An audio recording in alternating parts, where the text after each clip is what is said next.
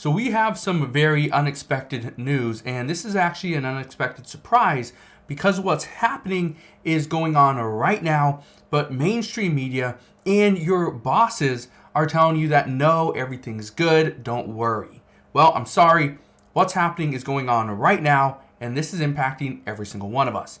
This is actually going to hurt our wallets, and I'll explain why in today's video.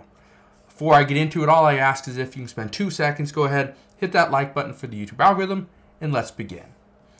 So here's what business owners, lawmakers, city officials, and especially banks are wanting.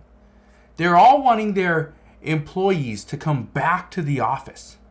No more working from home full time, no more hybrid work schedules, nothing. But why? Why are people wanting this? Well, let's look into it. Why would employers want people back into their offices when they could simply work from home? They never have to see them. Well, from an employer point of view, according to recent reports, they say that employees working from home are less productive. Their quality of work has diminished over the past 2 years, and management likes to keep employees closer in order to keep a close eye on them.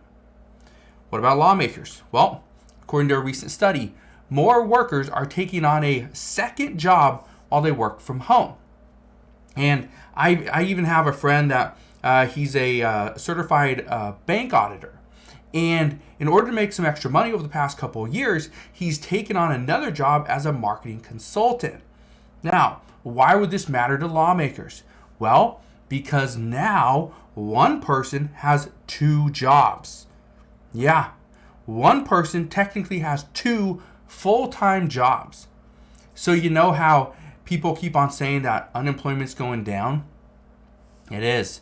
But you know that there's still a lot of people that don't have jobs because even though unemployment's going down, there's not as many jobs available. All these people are working. Guess what? One person has 2 jobs. And what if one person has 3 jobs or 4 jobs? This really takes away from the numbers. So this is why lawmakers want to see people go back to work, because they can't take on 2 or 3 jobs and just stack them. You can't do it. What about city officials and even banks? Well, this is actually quite simple, and this is where the problems start. What we know is that right now, city officials and banks, they need office space filled. They need it being used. Right now, we have a major crisis on our hands, and not many people are talking about it just yet, but it's coming.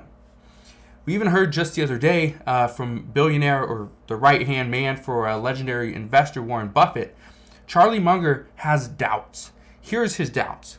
He said, the U.S. banks are packed with bad loans, and these banks will be extremely vulnerable as bad times come and prices for these properties fall. He also went on to say this. A lot of real estate isn't so good anymore. We have a lot of troubled office buildings, a lot of troubled shopping centers, and a lot of troubled other properties. There's a lot of agony out there. Now, in a recent projection by economists, they are projecting that 25% of U.S. malls are going to shut down within the next 5 years. We also know thousands more retail stores will close within just the next 2 years, and the American people are going to feel the brunt of the impact.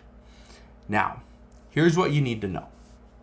Because of these recent events, because of banks struggling, because of commercial real estate sitting empty, vacant, nobody's in it. Well, there's 2 scenarios that could happen, and both of them are bad for the American people. However, one is actually worse than the other. So let me go over the 2 scenarios for you, and let me hear your opinions down in the comment section below.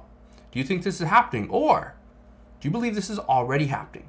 Because according to experts, it is already happening, but not in every single city around the United States. So let's get to scenario 1. Scenario 1 is employees continue to work from home, right? This will make the employees happy.